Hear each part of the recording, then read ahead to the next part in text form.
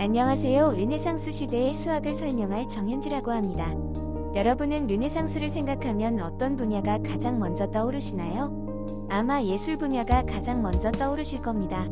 하지만 르네상스 시대의 수학도 엄청난 변화를 가져왔다는 걸 아시나요? 이번 영상에서는 르네상스 시대의 수학에 대해서 말씀드리려고 합니다. 페이지는 총 6개로 나누어져 있습니다. 르네상스 시대 유럽에서는 현대 수학이 출현하여 고대 그리스와 중세 이슬람, 인도 수학자들의 업적을 뛰어넘을 정도의 발전을 이루었으며 더 많은 기호와 계산 도구들을 개발해 훨씬 더 복잡한 수학적 위협을 일으켰습니다. 수학의 발전은 과학의 발전과 함께 이루어졌으며 수학은 과학혁명의 핵심 역할을 하면서 미적 분학과 해석 기하학, 확률론의 발달을 이끌습니다. 이탈리아 상인들과 은행가들의 계산의 필요성을 충족시키기 위해 대수학이 발전하였는데요. 특히 대수 기호를 정비하였습니다.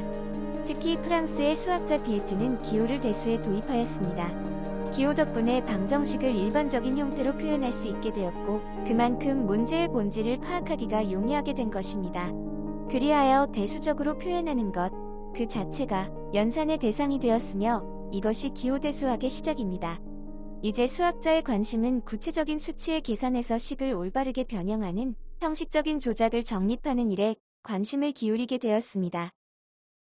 상품을 매입하기 위해서는 많은 자본이 필요하고 또한 그 자본을 관리해주는 곳이 필요했으며 이러한 셈을 하다 보니 3차 방정식이 나타나게 되었습니다. 3차 방정식의 풀이는 스키피오네 델 페로가 최초로 발견했으며 3가지 형태의 3차 방정식 중 한 가지 그리고 경우에 따라 3가지 형태의 3차 방정식 모두에 대하여 푸는 방법을 알아낸 것으로 알려져 있습니다.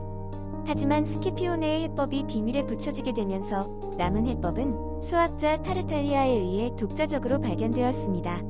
타르탈리아는 스키피오네의 제자인 피오르와 수학 시합을 통해 풀이법을 발견하게 되어 3가지 형태의 3차 방정식을 모두 해결하게 되었습니다. 타르탈리아의 명성이 높아져 지롤라모 카르다노에 관심을 사게 되었는데요. 카르다노는 타르탈리아의 마음을 얻는 데 성공해 결국 조건하에 풀이법을 알아내었습니다. 하지만 1543년 카르다노는 스키피오네의 풀이법을 발견하고 타르탈리아의 풀이법이 꼭 그의 것만이 아니라는 결론을 내려 그에게 한 약속이 의미가 없다고 생각했습니다. 그래서 카르다노는 그의 제자 페라리와 함께 해결 방법을 찾아내고 페라리는 심지어 그것을 4차 방정식에 적용하여 성공하기도 했습니다. 그 후 1545년 타르탈리아에게 명예를 돌린다는 말과 함께 위대한 술법을 출판했습니다. 그 책에는 3차 방정식은 물론 4차 방정식의 풀이법도 실었습니다.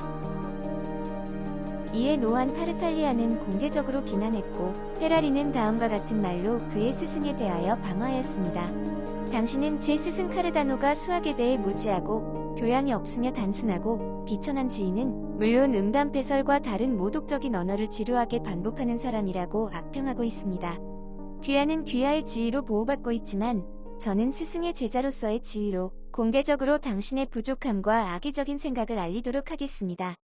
1548년 타르탈리아는 페라리와의 시합에서 수학 실력을 입증해야만 하는 일이 생겨 페라리와의 수학 시합을 승낙했습니다. 그러나 시합 첫날 타르탈리아는 페라리의 수학 실력이 자신을 뛰어넘는다는 것을 깨닫고 불명예스럽게 밀라노를 떠나야 했습니다. 그 다음으로는 로그에 대해서 설명하려고 합니다. 로그는 수학사에서 매우 중요한 위치를 차지하고 있습니다. 계산기가 발명되기 전에 이미 오늘날의 계산기만큼의 위력을 발휘하면서 힘들고 어려운 계산 과정을 획기적으로 변화시켰기 때문에 여러 학문 분야와도 관련이 있습니다.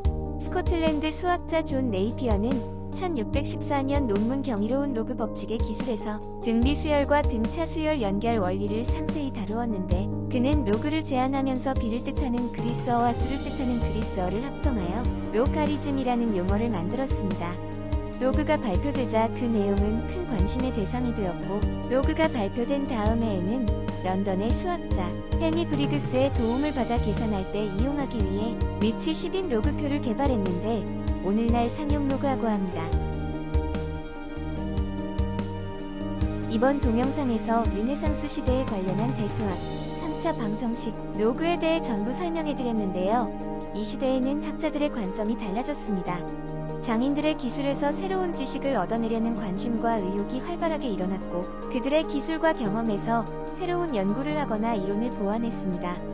학자적인 전통인 이론과 장인적 전통인 기술의 결합이 일어났고, 이것은 유독 유럽에서만 근대 과학이 성립하게 된 발판이 되었습니다. 그래서 이 이론과 기술의 제휴의 교량 역할을 한 것이 수학입니다. 르네상스의 수학사를 조사하면서 르네상스라는 시대에 대해서 조금 더 깊게 알아가는 좋은 시간이 되었던 것 같습니다. 지금까지 시청해주셔서 감사하고, 이번 주에도 아직 올라올 영상들이 있으니 그 영상들도 봐주시면 감사하겠습니다.